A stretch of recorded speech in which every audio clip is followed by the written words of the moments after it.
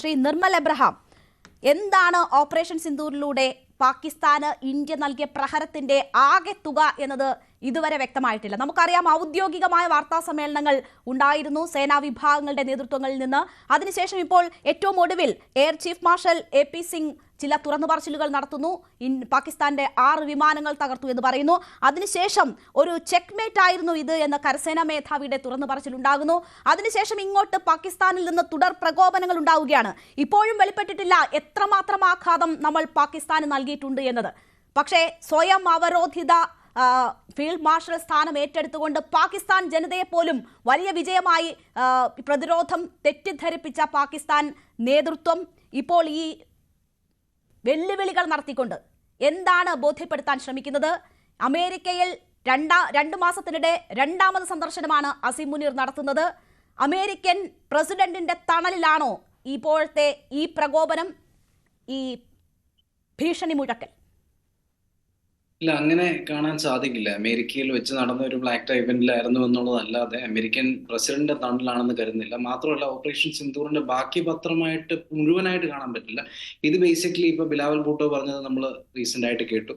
അതേപോലെ പാകിസ്ഥാനിലെ പല മിനിസ്റ്റേഴ്സും തുറന്നു വരുന്ന ഇൻഡസ് വാട്ടേഴ്സ് ട്രീറ്റിയുടെ കാര്യമാണ്. കാരണം അന്ന് ഇന്ത്യ എഴുതി വിട്ടൊരു അമ്പാണ് ഇൻഡസ് വാട്ടേഴ്സ് ട്രീറ്റി. അത് നമുക്കറിയാം, 1960 തുടങ്ങിയ ട്രീറ്റി പല യുദ്ധങ്ങളും അതിജീവിച്ച് മുന്നോട്ട് വന്നൊരു ട്രീറ്റിയാണ്. 65-ലെ യുദ്ധം, 71-ലെ യുദ്ധം, 99-ലെ കാർഗിൽ യുദ്ധം, ഇതിനിടയിൽ നടന്ന പല ടെറർ അറ്റാക്സ്, ഇതിനൊക്കെ അതിജീവിച്ച് അവസാനം 2025-ൽ പെഹൽഗാം അറ്റാക്ക് ഉണ്ടായപ്പോഴാണ് ഇന്ത്യ അതിൽ നിന്ന് വിഡ്രോ ചെയ്യുന്നതെന്ന് പറയുന്നതും. അപ്പൊ വിഡ്രോ ചെയ്യുന്ന സാഹചര്യത്തിൽ പാകിസ്ഥാന് പല വഴികളുണ്ടായിരുന്നു. വേൾഡ് ബാങ്കിനെ അപ്രോച്ച് ചെയ്യുക, ഒരു ന്യൂട്രൽ എക്സ്പേർട്ടിനെ വെച്ചുകൊണ്ട് ഇതിനൊരു നെഗോഷിയേഷൻ നടത്തുക, അല്ലെങ്കിൽ ആർബിട്രേഷൻ കോർട്ടിലോട്ട് പോവുക. പക്ഷെ ഇന്ത്യ അത് മുഴുവൻ റിജക്ട് ചെയ്തു. അതായത് അതിലേക്ക് വരുന്നതിന് മുമ്പ് ശ്രീ നിർമ്മൽ എബ്രഹാം, ഒരു കാര്യം ചോദിക്കട്ടെ. സ്യൂട്ട് ധരിക്കാതെ വന്ന യുക്രൈൻ പ്രസിഡന്റിനെ ഏത് രീതിയിലാണ് ട്രംപ് കൈകാര്യം ചെയ്തതെന്ന് ലോകം മുഴുവൻ കണ്ടതാണ്. എത്ര അവഹേളനമാണ് സെലൻസ്കിക്ക് അവിടെ ഏൽക്കേണ്ടി വന്നത് എന്നത് നമ്മൾ കണ്ടതാണ്. അവിടെയാണ് അമേരിക്കൻ മണ്ണിൽ നിന്നുകൊണ്ട് ലോകത്തിന് തന്നെ ഭീഷണി ഉയർത്തുന്ന തരത്തിൽ ഒരു വീരവാദ പ്രസംഗം, അല്ലെങ്കിൽ ഇമാതിരിയുള്ള ഭീഷണി പാകിസ്ഥാൻ സൈനിക മേധാവിയുടെ ഭാഗത്തു നിന്നും ഉണ്ടാകുന്നത്. അതിൽ ഒരു പ്രതികരണമില്ലാതെ പോകുന്നത് എന്തുകൊണ്ടായിരിക്കും? പ്രതികരണം ഉണ്ടായേക്കാം. ഇല്ലാതെ പോകുന്നതിനൊരു പ്രധാന കാരണം ഇന്ത്യയെ പോലെ തന്നെ, അല്ലെങ്കിൽ ഒരുപക്ഷെ ഇന്ത്യയെക്കാളും പ്രധാനപ്പെട്ട ഒരു ആലയ ആയിട്ട് അമേരിക്ക പാകിസ്ഥാന് വർഷങ്ങളായിട്ട് കണ്ടുകൊണ്ടിരിക്കുന്നു എന്നുള്ളതാണ് അതിന്റെ ഒരു വാസ്തവം. അതിന് കാരണങ്ങൾ ഒരുപാടുണ്ട്. ഒരു പ്രധാന കാരണം, പ്രത്യേകിച്ച് ഇന്നത്തെ കോണ്ടെക്സ്റ്റിൽ, പാകിസ്ഥാന്റെ സ്ട്രാറ്റജിക് ആയിട്ടുള്ള ലൊക്കേഷനാണ്. പാകിസ്ഥാൻ ഇരിക്കുന്നത് അമേരിക്കയെ സംബന്ധിച്ചിടത്തോളം, അമേരിക്കയുടെ ഇപ്പം ഏറ്റവും വലിയ ടെറർ ബേസ് ആയിട്ട് അവർ കണ്ടുകൊണ്ടിരുന്ന അഫ്ഗാനിസ്ഥാൻ തൊട്ടിപ്പുറത്ത്, അവരുടെ ആജന്മ ശത്രുവായ ഇറാൻ തൊട്ടപ്പുറത്ത്, വളർന്നു വന്ന് അവരുടെ ഏറ്റവും വലിയ കോമ്പറ്റീറ്റർ ആയിട്ട് മാറിയ ചൈന തൊട്ടപ്പുറത്ത്, വളർന്നുകൊണ്ടിരിക്കുന്ന ഇന്ത്യ തൊട്ട് താഴെ, ഇങ്ങനെ നിൽക്കുമ്പോഴത്തേക്കും പാകിസ്ഥാനെ ഉപേക്ഷിച്ചുകൊണ്ട് ഒരിക്കലും അമേരിക്ക മുന്നോട്ട് പോകില്ല ഈ ഒരു കോണ്ടെക്സ്റ്റിൽ, പ്രത്യേകിച്ച് ഇന്ത്യ കൂടെ വളർന്നു വരുന്ന ഒരു കോണ്ടെക്സ്റ്റിൽ.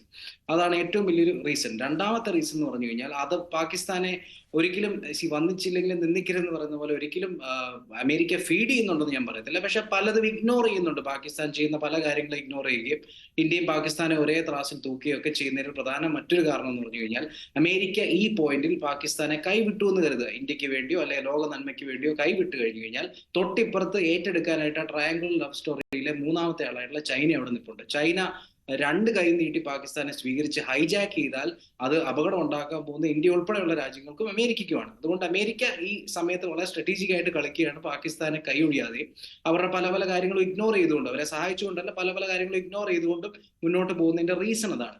ഇന്ത്യയെ സംബന്ധിച്ചിടത്തോളം, പാകിസ്ഥാന്റെ അസീം മുനീർ പറഞ്ഞതിനെ സംബന്ധിച്ചോളം കൃത്യമായിട്ട് നോക്കിക്കഴിഞ്ഞാൽ, അസീം മുനീർ പറഞ്ഞതും ബിലാവൽ ഭൂട്ടോ പറഞ്ഞതും മറ്റ് പല പൊളിറ്റീഷ്യൻസും പാകിസ്ഥാനിൽ പറഞ്ഞുകൊണ്ടിരിക്കുന്നു ഇൻഡസ് വാട്ടേഴ്സ് ട്രീറ്റിയെ ഉദ്ദേശിച്ചാണ്. അല്ലാതെ ഇനി യുദ്ധം നമുക്ക് മുന്നോട്ട് കൊണ്ടുപോകാം, ഒരു പ്രൊവക്കേഷനോടെ ഞങ്ങൾ തരുവാണ്, നിങ്ങൾ ധൈര്യമുണ്ട് അറ്റാക്ക് എന്നുള്ള ഒരു രീതിയിലല്ല. ഇൻഡസ് വാട്ടേഴ്സ് ട്രീറ്റി ഇന്ത്യ ഇതുവരെ വിഡ്രോ ചെയ്തിട്ടില്ല. അതിൽ നിന്ന് പുറത്തു വരാനുള്ള മെക്കാനിസം പാകിസ്ഥാൻ ട്രൈ ചെയ്തപ്പോഴൊക്കെ തന്നെ ഇന്ത്യ അത് ഇഗ്നോർ ചെയ്യുന്നു. വേൾഡ് ബാങ്കുമായിട്ടോ അല്ലെങ്കിൽ ന്യൂട്രൽ പാർട്ണറുമായിട്ടോ സഹകരിക്കാൻ താല്പര്യമില്ലെന്ന് ഇന്ത്യ പറയുന്നു. അങ്ങനെ പറയുന്നത് മാത്രമല്ല, ഇപ്പം നിരവധി പ്രോജക്റ്റുകൾ, ഇപ്പം വാട്ടർ സ്ട്രീറ്റ് നമുക്കറിയാം 80% വെള്ളവും പോകുന്നു പാകിസ്ഥാൻ, ഇന്ത്യക്ക് ആകെ കിട്ടുന്ന 20%. പക്ഷെ ആ ട്രീറ്റിക്കകത്ത് പറഞ്ഞിരുന്ന ഒരു കാര്യം, ഈ വെള്ളം മുഴുവൻ ഒഴുകി പോകുന്ന ഇന്ത്യയിൽ നിന്നായതുകൊണ്ട് തന്നെ ഇന്ത്യ ഒരു രീതിയിലും തടസ്സം വരത്തക്ക രീതിയിലുള്ള ഒരു ഡാം പണിയുകയോ മറ്റ് സ്ട്രക്ചേഴ്സ് പണിയാനോ പാടില്ല എന്നാണ്. പക്ഷെ നിലവിൽ പല ഡാമുകളും ഇന്ത്യ പണിതുകൊണ്ടിരിക്കുന്നുണ്ട്. അങ്ങനെ പണിയുന്നുണ്ടെങ്കിൽ ആ വെള്ളം നമുക്ക് പിടിച്ചു വെക്കാനും അത് ഒരു ആയുധമായിട്ട് ഉപയോഗിക്കാനും ഇന്ത്യക്ക് സാധിക്കും. അത് ഭയന്നിട്ടുള്ള എത്രയും പെട്ടെന്ന് ഇതിനൊരു സൊല്യൂഷൻ കണ്ടെത്തുക, വാട്ടർ സ്ട്രീറ്റ് റെസ്യൂം ചെയ്യണം എന്നുള്ള ഇൻഡിക്കേഷനാണ് പാകിസ്ഥാനിൽ നിന്നും അശമിനിൽ നിന്നും വരുന്നതായിട്ട് കണക്കാക്കുന്നത്. ശരി, എന്തായാലും ഇന്ത്യയുടെ ആ നീക്കം പാകിസ്ഥാനെ പൊള്ളിച്ചു തുടങ്ങിയിരിക്കുന്നു എന്ന് വേണം മനസ്സിലാക്കാൻ. ഏതാണ്ട് 80% ആളുകളെ അത് ബാധിക്കുന്ന വിഷയമാണ്. പാകിസ്ഥാനിനുള്ളിൽ അത്തരം സാഹചര്യങ്ങൾ രൂപപ്പെടുന്നതിന്റെ ലക്ഷണമാണ് നേതാക്കളുടെ വാക്കുകളിലൂടെ പുറത്തു വരുന്നത് എന്ന ഒരു വിലയിരുത്തലുണ്ട്. അതിനോട് ചേർന്ന് നിൽക്കുകയാണ് നിർമ്മൽ എബ്രഹാമും. ശ്രീ സനൻ